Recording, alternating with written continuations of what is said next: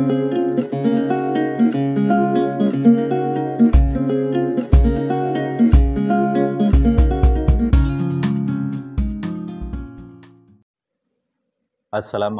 warahmatullahi wabarakatuh.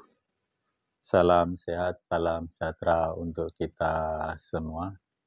Mahasiswa yang saya hormati, khususnya Prodi Ilmu Kesejahteraan Sosial dan prodi-prodi lain di luar Prodi Ilmu Kesejahteraan Sosial FISIP Universitas Jember. Saya ingin menjelaskan satu topik tertentu terkait dengan materi yang saya sering sebut sebagai masyarakat, ya. Jadi masyarakat itu bermacam-macam. Ada masyarakat kampus, ada masyarakat desa, ada masyarakat kota, ada masyarakat yang saya sebut di sini adalah pasar, ya. Jadi pasar ini juga masyarakat. Masyarakat ini sesungguhnya gitu ya, menurut ilmu sosiologi atau menurut sosiologi itu adalah hubungan antara orang. Jadi sosiologi itu mempelajari orang dengan orang atau hubungan orang dengan orang, orang dengan kelompok, kelompok dengan kelompok, kelompok dengan masyarakat, atau masyarakat dengan masyarakat. Salah satu yang kita sebut paradigma di dalam sosiologi itu adalah paradigma struktural fungsional.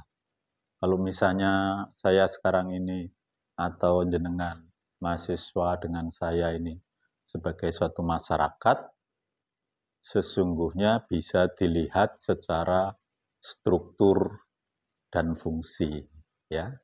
Jadi saya menjadi dosen dan jenengan semua menjadi mahasiswa. Dosen memberikan informasi kepada mahasiswa, fungsinya atau memberikan pembelajaran kepada mahasiswa, sedangkan mahasiswa menerima pembelajaran. Dua fungsi ini kemudian kita sebut masyarakat. Saya strukturnya sebagai dosen, jenengan sebagai mahasiswa. Sekali lagi, mahasiswa menerima atau menjalankan fungsi menerima pembelajaran, sedangkan saya sebagai struktur dosen memberikan pembelajaran. Itu pendekatan yang kita sebut struktural fungsional. Mari kita lihat juga misalnya masyarakat yang ada di pasar, ya. Di pasar itu gitu ya, itu juga bisa dilihat dari pendekatan struktural fungsional.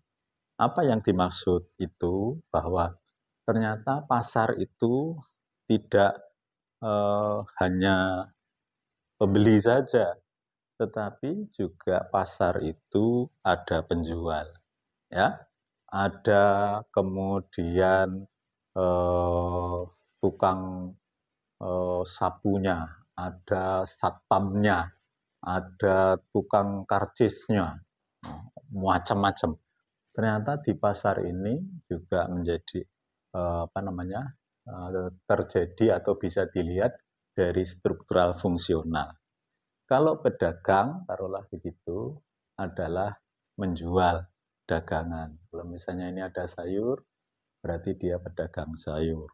Kemudian ada pedagang yang lain, misalnya pedagang ikan, pedagang ayam, dan seterusnya.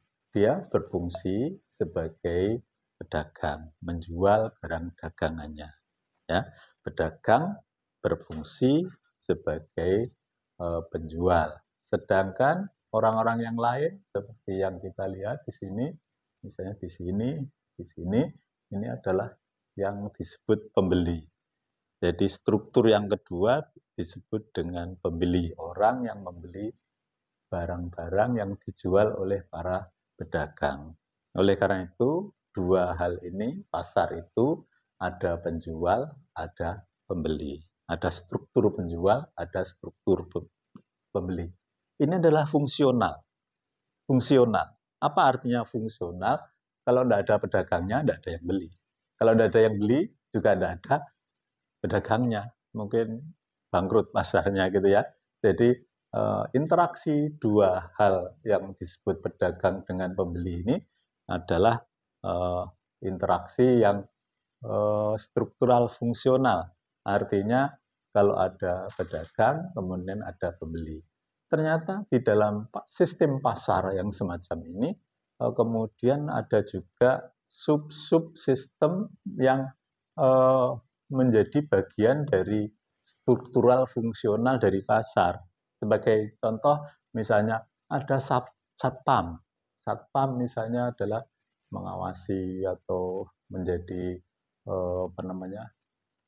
bidang keamanan dari pasar. Misalnya kalau ada orang nyopet atau orang yang berbuat tidak baik, maka tugasnya satpam itu mengendalikan supaya aman.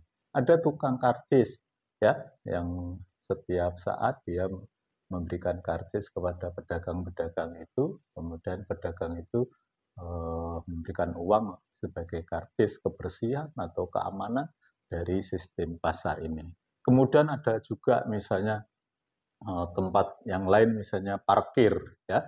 Parkir itu juga bagian dari pasar yang berfungsi untuk mengendalikan atau memparkir motor-motor atau mobil-mobil para pedagang maupun juga para pembeli yang membeli dan menjual barang-barang dagangan di pasar. Oleh karena itu, di dalam pasar ini kita bisa melihat yang disebut struktural fungsional. Setiap masyarakat itu bisa dilihat dengan pendekatan struktural fungsional. Tadi saya sudah menjelaskan, kampus, mahasiswa dengan dosen juga masyarakat. Dosen memberikan pembelajaran, mahasiswa menerima pembelajaran, sehingga disebut masyarakat kampus. Dosen tidak bisa memberikan pembelajaran kalau tidak ada mahasiswa. Mahasiswa tidak belajar kalau tidak ada dosen. Ini adalah struktural fungsional. Tatkala kita juga misalnya melihat struktural fungsional yang lebih kecil di dalam keluarga, taruhlah itu, kita bisa melihat suami istri itu juga struktural fungsional ya. Jadi seorang laki-laki menikah dengan seorang perempuan, maka laki-laki ini berfungsi sebagai suami. Kemudian perempuan ini sebagai istri. Tapi kalau misalnya dia pisah diri sendiri, tidak bisa laki-laki menjadi istri, suami, perempuan menjadi istri. Oleh karena itu dua-duanya berfungsi ya, agar supaya yang lain ya fungsional ya. Seorang suami bisa berfungsi sebagai suami kalau ada istri. Tatkala suatu rumah tangga tadi itu ada anaknya, maka seorang laki-laki itu bisa menjadi seorang istri bagi wanita, kemudian juga bisa menjadi seorang bapak bagi anaknya. Kalau misalnya ada ibunya suami, maka si laki-laki ini selain menjadi suami dari istri, menjadi bapak dari anak-anaknya, juga bisa menjadi anak dari orang tuanya. Jadi seperti itu pendekatan struktural fungsional. Setiap struktur ada fungsi. Setiap struktur ada fungsi. Seperti itu yang bisa kita jelaskan pendekatan struktural fungsional untuk melihat masyarakat, baik masyarakat kampus, masyarakat pasar, maupun masyarakat tadi dalam satu rumah tangga. Mudah-mudahan bisa dipahami. Assalamualaikum warahmatullahi wabarakatuh.